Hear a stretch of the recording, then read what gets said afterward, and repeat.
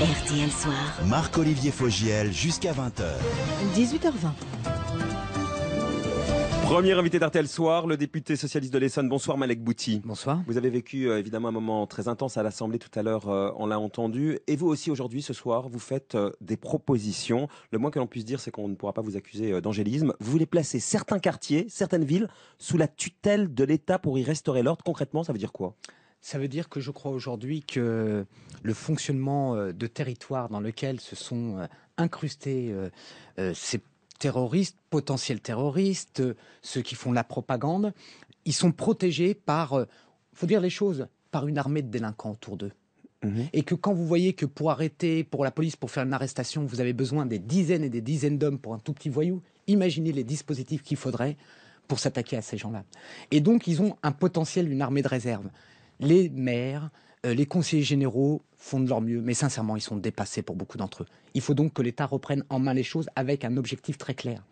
Aider ceux qui veulent rester dans la République, et ils sont l'immense majorité de ces quartiers, pour isoler ce que moi j'appelle les islamo-nazis alliés aux gangsters. Voilà, c'est les faits tels qu'ils se présentent dans notre société. Mais vous voulez par exemple répartir les populations pour que les musulmans ne vivent pas entre eux et ne soient pas retournés par les intégristes. On en est là ? Oui, on en est là.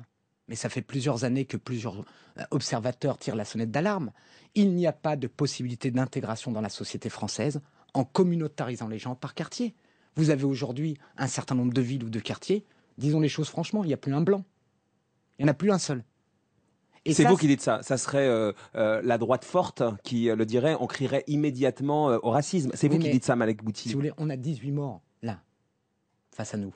Et donc, on est tous face aux responsabilités. Moi, je ne dis pas que je n'ai pas de leçons à donner. Moi aussi, j'en ai peut-être fait des bêtises dans mes engagements. J'ai peut-être aussi dit des conneries dans ma vie. Mais je balaye devant ma propre porte. Je veux dire, on a une responsabilité. Mais vous voulez dire que, par exemple, les politiques de la ville n'ont pas fonctionné ? Vous dites même, les élus locaux corrompus ont pactisé avec les voyous, les salafistes ? Il y a un certain nombre d'élus, oui, qui ont pactisé. Vous dites ça ? Oui. Oui. Qui, pour aller chercher des voix pour gagner une élection, sont prêts à tout. Toutes couleurs politiques confondues. Il y en a chez nous, il y en a chez nos adversaires en face de l'UMP, il y en a au centre, il y en a partout. Parce que le prix du pouvoir, on perd la tête, on ne se rend plus compte. Et on concède.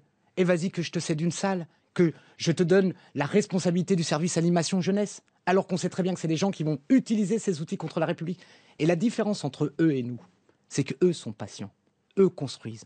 Et quand on atteindra le point de non-retour, à ce moment-là, on sera dans une grave difficulté. Or, aujourd'hui, on est fort. La République peut remettre de l'ordre. Et donc, c'est maintenant qu'il faut agir. Donc ce soir, vous êtes en colère, hein, et vous appelez tout le monde au sens de la responsabilité. Je ne suis pas en colère. C'est pourtant ce qu'on entend. Vous dites, ça suffit maintenant l'hypocrisie, c'est ça qu'on entend. Non, je ne suis pas en colère. Je suis triste qu'on en soit arrivé là. Je suis triste qu'on en soit arrivé là. Parce que, sincèrement, c'est ce que les Français ressentent. Il n'y a aucune surprise, paradoxalement.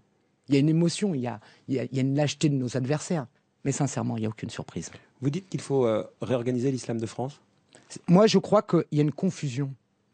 Je veux dire, ce n'est pas à la République de dire aux musulmans ce qu'ils doivent penser, comment ils doivent pratiquer leur religion. C'est de leur intimité. Je ne le ferai pas plus avec la communauté juive qu'avec la communauté catholique ou n'importe quelle autre religion.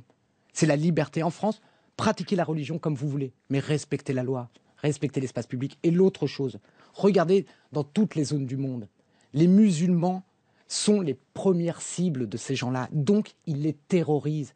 Ils sont terrorisés depuis des années dans ces quartiers par ces gens-là. Il faut les aider, il faut leur tendre la main. Il faut revenir.